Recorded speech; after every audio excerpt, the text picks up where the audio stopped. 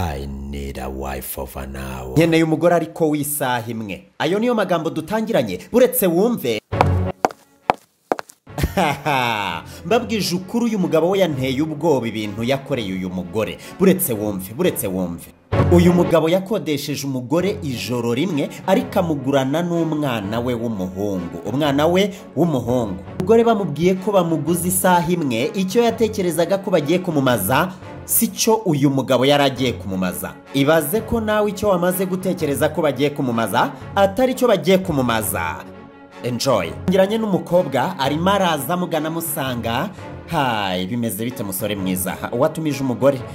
Ubu ndahari nahageze, ariko mbere na mbere ibindi byose ndashaka amafaranga. Umukobwa we aje yisabira amafaranga exact.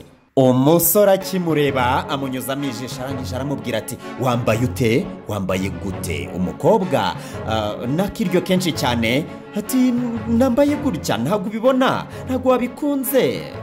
Umukobwa ati njyewe mba nateguye mani, uzi ko mba nahisemo imyenda myiza mu myiza ngira kugira ngo unyishyure wishimye. Umusore atazuyaje akora mu ikofi akuramo amafaranga nyine, of course arayamuhereza. Umukobwa ati amafaranga uri kumpa ni makeya.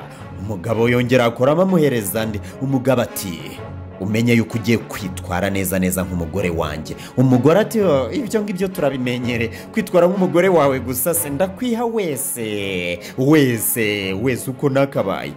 Umugabo ati akiranya guhereze, ariko aka kanya tuvugana ugiye kwitwara neza nk'umugore wanjye, ubundi ngiye kugupresentira boss wanjye akubone. Umugore ati ariko wasaze wa kigabo we, uratekereza yuko ubu tugiye gukora ubukwe rero?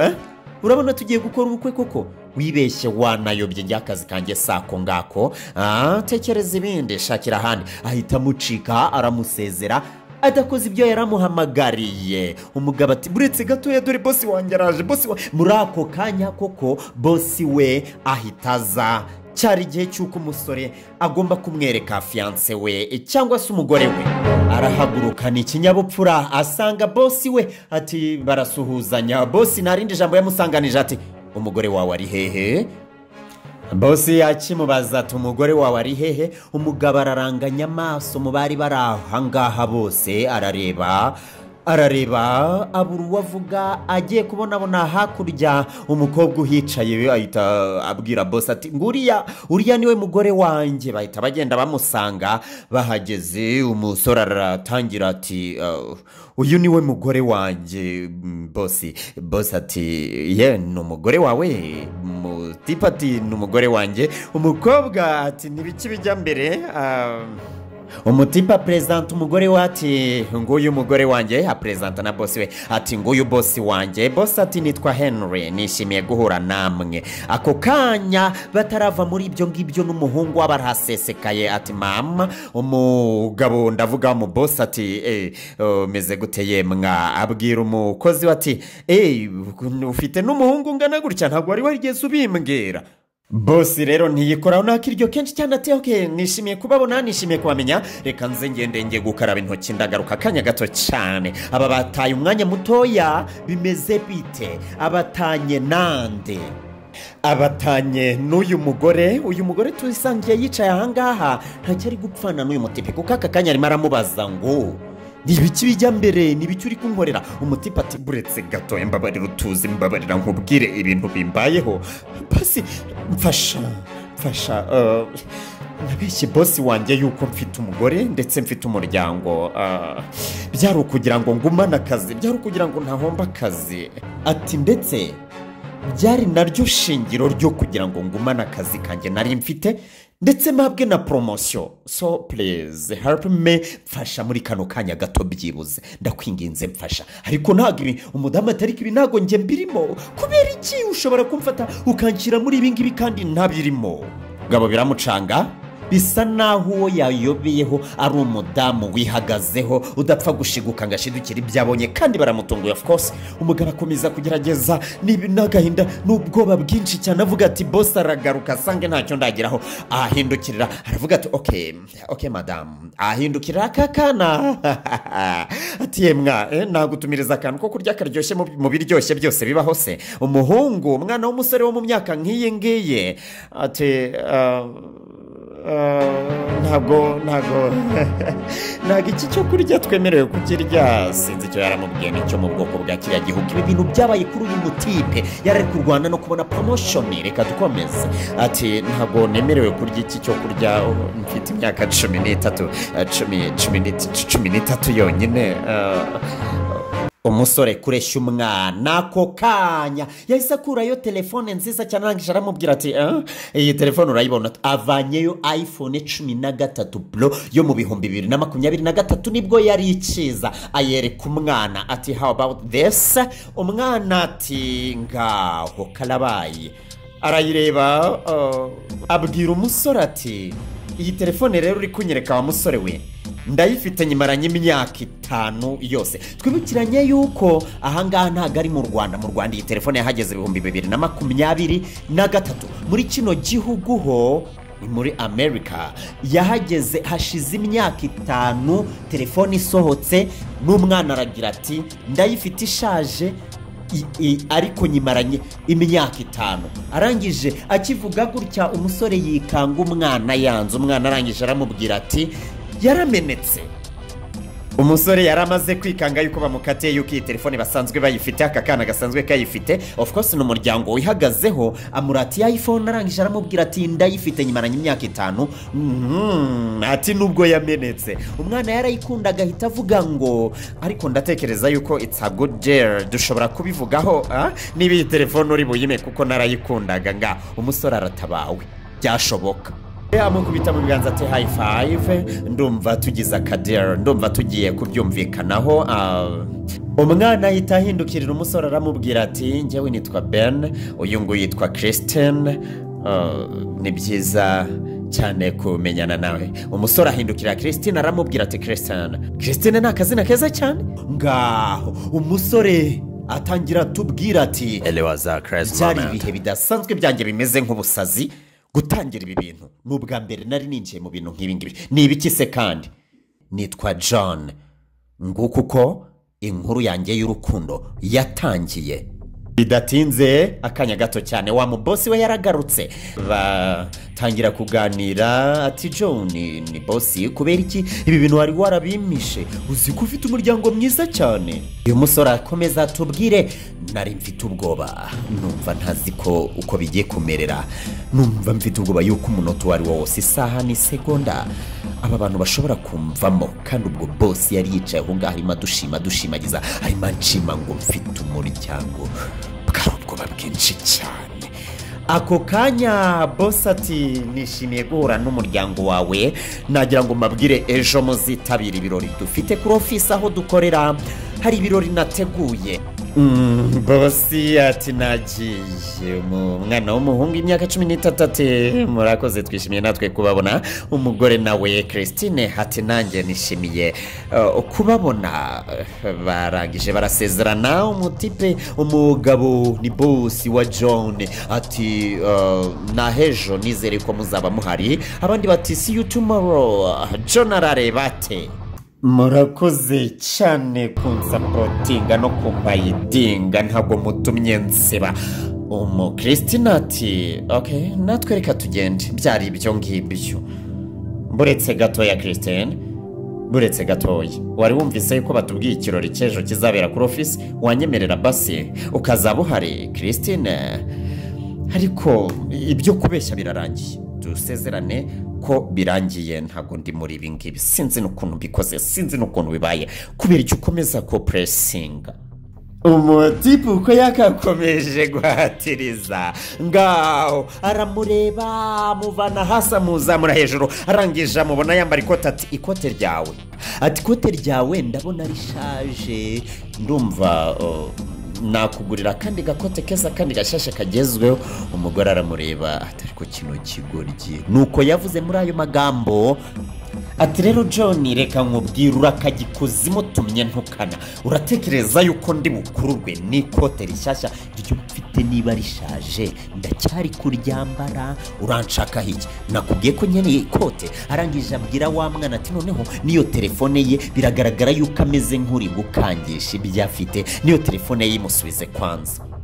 Umwana agize ngo yinsiste arwanye avuga ati mama wati no ndavuze ngo nona musubize telefone ye niko mvuze. Niba utekereza yuko John ushobora kugura umuryango gutyo uko wiboneye wibeshye cyane wanyumva John ati ibyo uvuze ni ukuri ntabwo ubeshya ibyo narabyigeze nigeze kugura buri kintu cyose kandi nkakibonesha amafaranga narabyigeze ariko nyemerera nkubwire. Aha umusore ngewe numiwe uburyo avuga politeri ati nubwo ibyo nigeze kubigira ikintu cyose nkakibonesha amafaranga byarabaye ntabwo ubeshye ariko icyo ngusaba ni iki ngiki wanyemerera ejo ukazaba uhari kuri iriya pati izabera aho dukorera. Arakomeje guhatiriza ati ntago wakumva ibintu bimbayeho mu dusegonda duke cyane wa mukobwa we Christine tumaranye uzi yuko neza n'ubwa mbere numvise ntari njyenyine igihe kinini nakimaze numva wagira ngo ndi njyenyine ariko utu dusegonda duke cyane tumaranye numvaga ameze nkaho ntari njyenyine. Christine please. Christine ahita amuca mu ijambo aramubwira ati sejo gusa ikirori kimwe cyonyine. Umusore ati ndabyemeye ikirori kimwe cyonyine. Christine nk'umuntu mukuru yamaze kumva ikijya mbere harangije aravuga ati wa musore we biragoye uko ejo tuzaba turi kumwe twitwara nk'umuryango wawe nk'uko wari utangiye kubikora ariko nawe uratangaje uritwara kuriya nkaho tuziranye. Ati nta kundi nari kubigenza rega yari yaje nta mwanya mfite wo kubasaba nk'ibyo mbasabye kano kanya. Of course umukobwa ati wikwirushya nabyumvise kandi nizere ko nta cyapfuye cyane reka dufate akanya n'umwanya twitware nkaho turi umuryango wawe uko bizagendeje basi tugufashe iki ngiki ariko uri muri itwara ute ku buryo ngewe Christine nkwemerera ikintu nk'iki. Christine arabyemeye aragaruka aricara batangira kwitwara no kwiga no kwitoza ukuntu ejo bazaba bitwaye mu kirori cy'ejo. Christine nguwo n'agahungu kabo k'imyaka 13 ndetse na John barimo baritwara biga ukuntu bazitwara ejo. Baraganira Christine atangira kumurusha amagambo ati ubundi uko ubucecetse ninde wamenye yuko turi kumwe kandi ubucecetse umwana nawe ati okay reka mbace mu ijambo gatoya ejo nizere ko mama azakoresha ikote rishyashya ndetse n'imyenda mishyashya. Nyina mureba nabi Jonathan aho ni sawa anyway niko ari kubwira umwana gutyo mureba ndakwibutsa yuko ibingibi byarabaye aho John bari bagiye kumwirukana ku kazi abona promotion iri mu biganza bye ariko habura ikintu kimwe reka turebe. Doni akomeza kutubwira igihe na baga ndi kumwe na uyu Christine ndetse n'umuhungu we ariko nashoboraga kwitwara nkaho turi gukora inkuru yacu yo kugira ngo nzegukane umwanya mwiza muri kiriya kigo nkoreramo ariko nanone nshiduka ntakiri gushobora kuvana amaso kuri Christine bigatangira bikananira ariko mu by'ukuri yari mwiza. Hari ibintu byatangiye guhindagurika muri njyewe uwo mugoroba ubwo twari turimo twitoza ukuntu tuzaba twitwaye umunsi w'ejo igihe nzaba nagiye mu birori bya bosi wacu kuri office ariko iryo joro turi muri iyo myitozo numva ibintu byatangiye guhinduka muri njyewe nuko ariko si nigeze mbasha gusobanukirwa cyangwa kumenya urwego birimo bihindukamo naho biri kunganisha. Uyu nguyu ni John arimo aranaratinga. Barakomeza baritoza uko bazitwara ejo bari mu birori kwa bosi wa John. Ubwo basoje kwitoza barahaguruka ngo batahe. Christine arangije abwira umutipa atari ko reka nkwibutse ikintu kimwe, wibuka itegeko tuzagenderaho. Atararangiza kubivuga Jonas n'uwikanze Christine ati umenye ko nta gusomana, even if nzaba nitwaye nk'umugore wawe, ariko remember wibuke ko nta gusomana. Jonathan okay ndabyemeye ariko bisa nibigoye ni nabibi cyane. Niki kibi? Christine ati niki kibi hagati aho ngaho urabyita bibi gute? Okay ati ntacyo wa mwana Ben wa 13 years old ati ndabareba ibyo mugora byose uko mwitwara kose ndabareba. Jonathan ntacyo see you tomorrow, tuzabona nejo. Arabasezera barangije baragenda. Mu byukuri bahanye der na hejo. John ni ukomeje kutubwira ntago nigeze ngira umuryango, ngira ibyishimo ndi kumwe n'umuryango nk'uko, ndetse nta n'umuryango nzi, kubera yuko igihe cyanjye cyose nakimaraga muri business. Ntekereza kuri business, nkora ibya business amasaha 24 ku minsi 7. Mu byukuri kuba nagira umuryango ni ibintu bitigeze binanyura mu bwonko bwanjye habe na rimwe, kugezaho uyu munsi bino biri kumbaho. Ako kanya Johnny uko yicaye aho bamusize yareba hirya akabona abantu baherezanya indabo, agatangira recognizinga how families behave, atangira kubibona. Tudatinze umunsi wageze tayari, ibirori bijya mbere. John ari kumwe, ubwo turi muri pate mu office. John ari kumwe na boss we baricaranye. Cheers. Ese umuryango wawe waje John? Yego waje wahageze. Ariko Christine reka nkubwire, Christine ni mwiza aranatangaje. Uwo ni boss wa John. Jonathan murakoze cyane. Nanjye ubwanjye njya mbakumbura kandi ndi umugabo wa Christine. John wowe ushatse kumbwira yuko ujya ukumbura umuryango wawe? Ati cyane, ntabwo nigeze mbona John ndi kubona uyu munsi ugira amarangamutima angana gutya. Jonathan nanjye ndumva muri njyewe ndimo ntungurwa n'imyitwarire guhindagurika muri njyewe.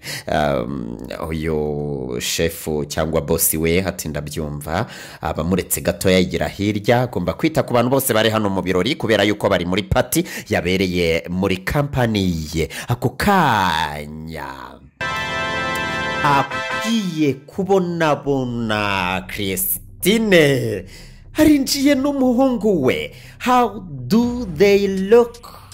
John akomeza tubwira ati Christine nashidutse n'indyama simbashe kubona ibitotsi ijoro ryose rikarinda rishyira, ntabonye ibitotsi.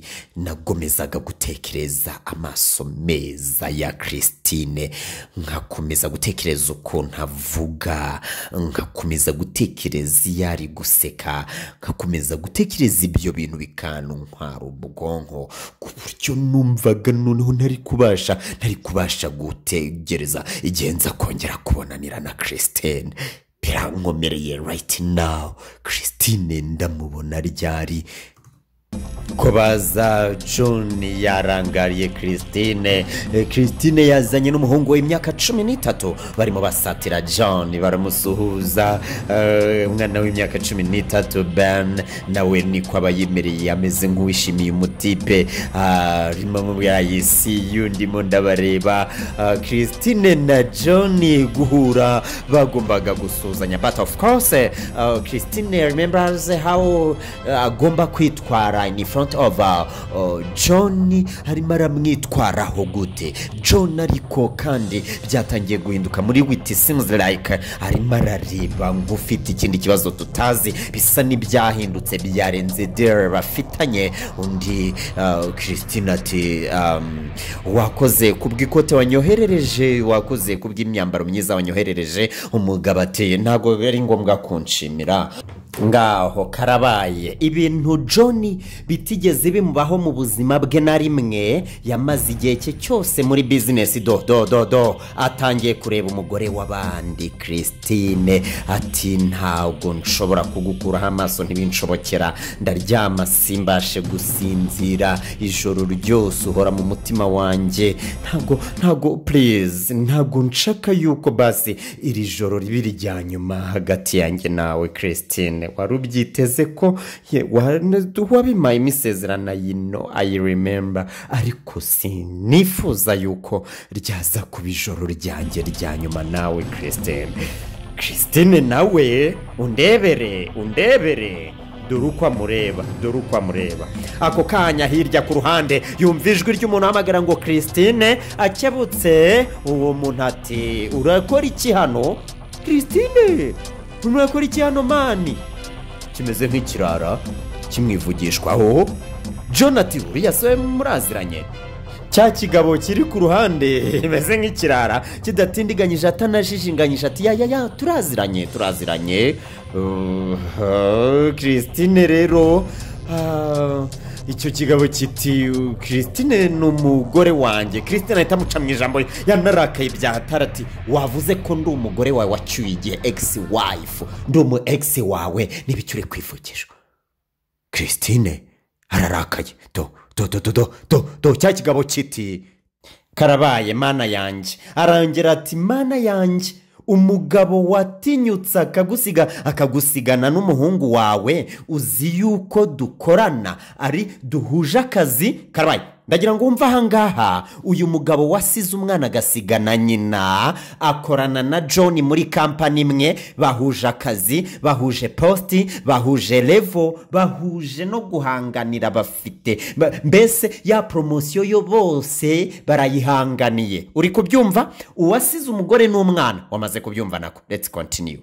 Uyu mugabo akimara kubwira Christine ati uyu umugabo wasize umugore agasiga n'umwana ni uzi uko dukorana ndetse kuri ibi nibi. Umugabo ahita amuca mu ijambo abwira Christine ati noneho ndabyumva neza, uzi yuko nsobanukiwe uwo wambariye. Christine ubwo ni ex husband uri kuvuga, nsobanukiwe uwo wambariye. Noneho ubu nsobanukiwe neza ko wambariye sugar daddy wawe. Karabaye bari guteza induru mu kirori cya bosi wabo bwite.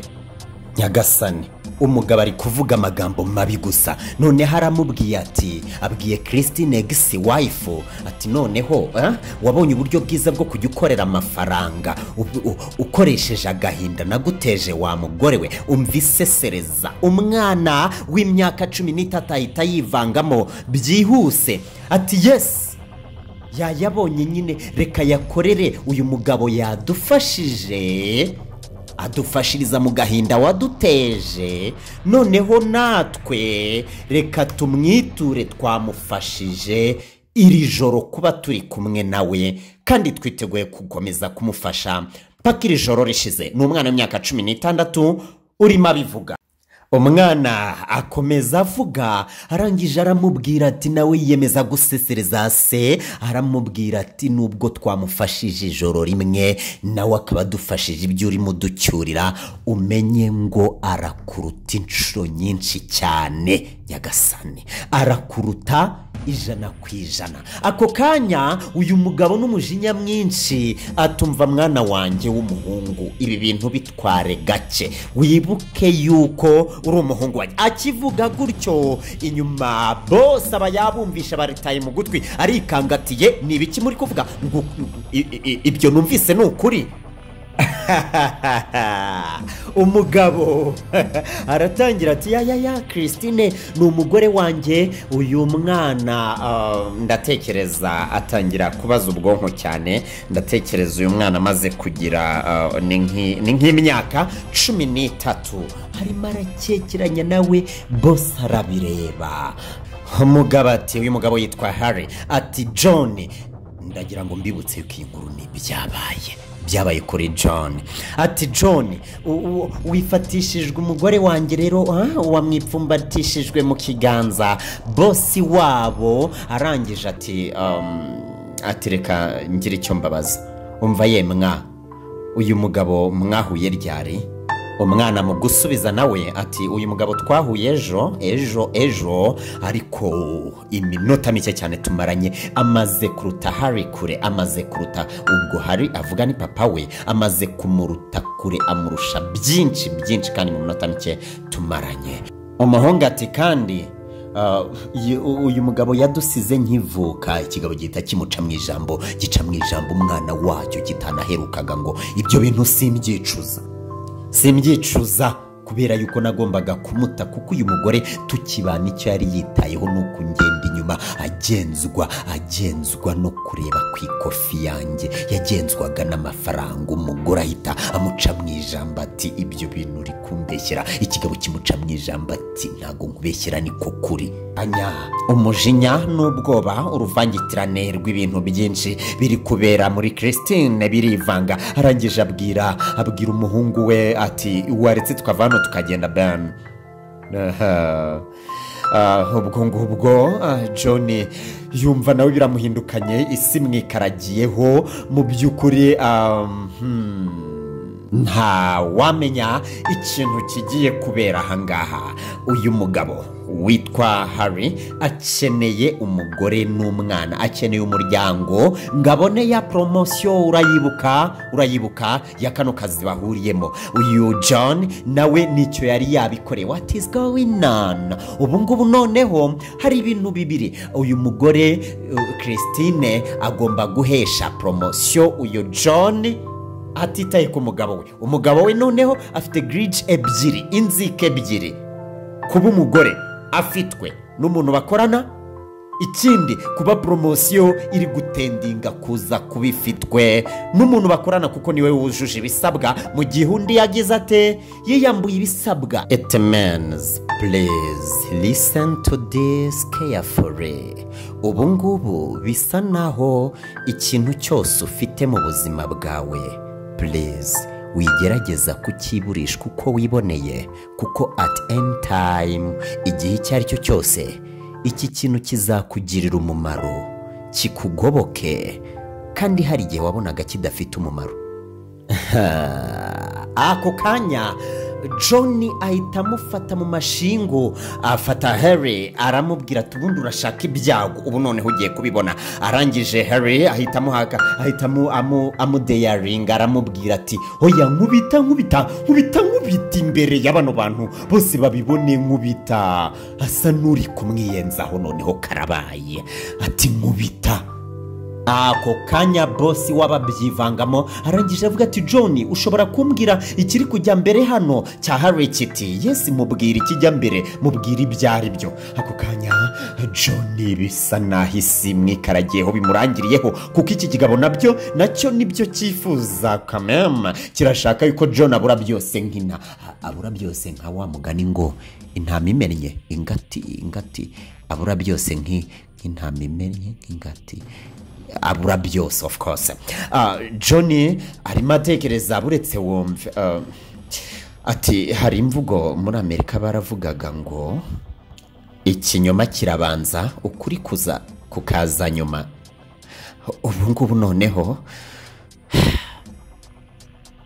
ndimo ndigaya cyane ibi byose ninjye ubiteye reka bimbeho nsebe nsuzugurike ngiye hanze ndagaragaye ndabonetse kambayeho ako kanya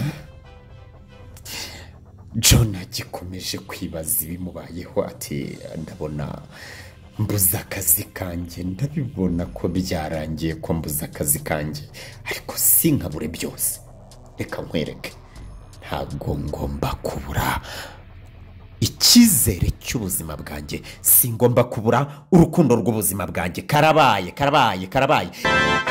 ibyo yatangiye arwana nabyo, ibyo yatangiye aharanira at the end bihinduye isura, ntabwo ari ibyo agiharanira. aramurekura n'umujinya mwinshi, aho kuvuga ngo abwire boss ibibaye, amubwire ibijya mbere, amusobanurire everything.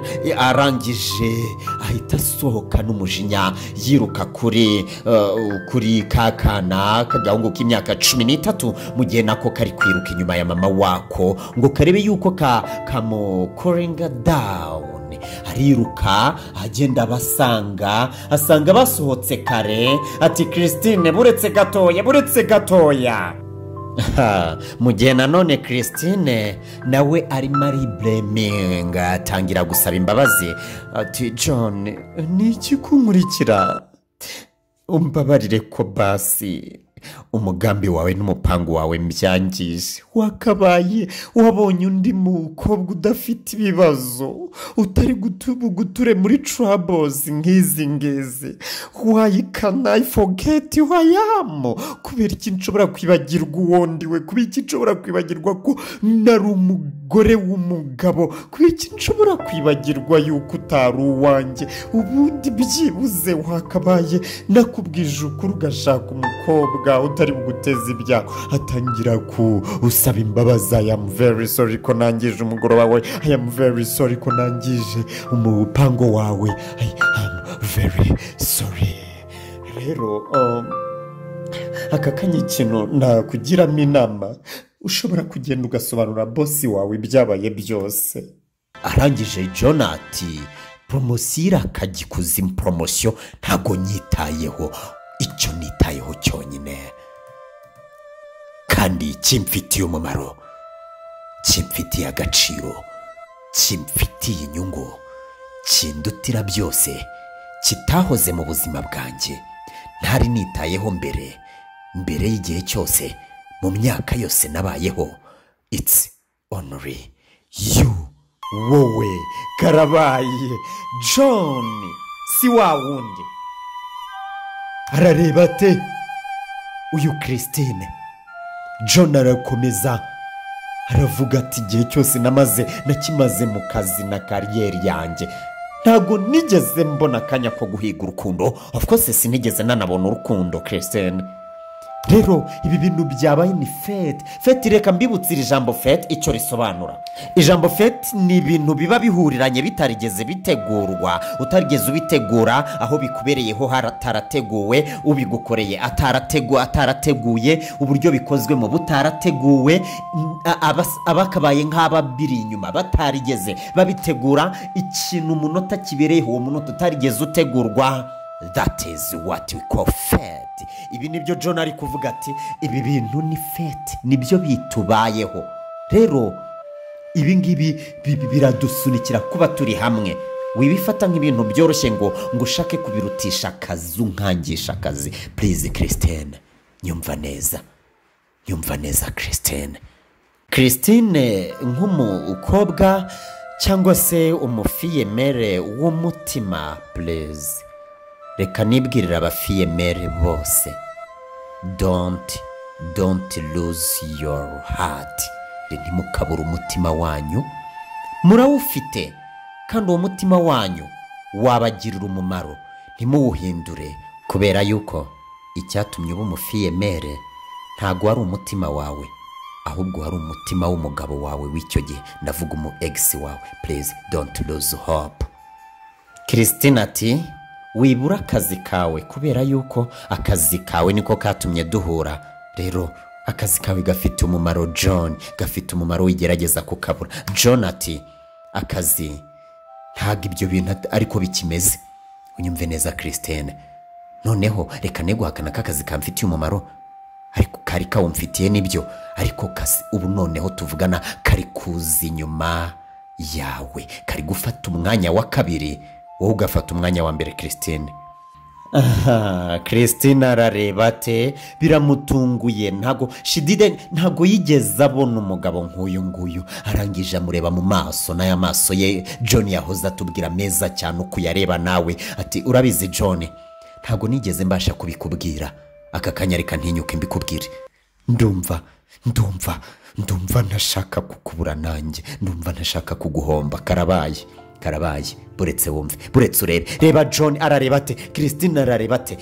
Mu gihe bakirebana gutyo bosi waba baraje azavuga ngo natwe turi hano, kumbi ni bosi uje kandi azanye na wa mwana wabo. John atangira gusaba imbabazi yegisikiza ati bosi mumbabarire nagerageje kubabeshya. Bosi ahita amuca mu ijambo, unyumvire nawe ahita amuca mu ijambo aramubwira tumva John nkubwire aka kanya genda witegure ejo uzahita uza ufate ibintu byawe byose ubivane muri ofisi. Karabaye tega amatwi. Christine acuri ku mutwe ubwoba buramwica. John bosi atararangiza kuvuga ibyo avuga, John nawe ati yes of course ndabyumva nibyo bikwiye kumbaho buriya mu mutima nanjye uko mbibona.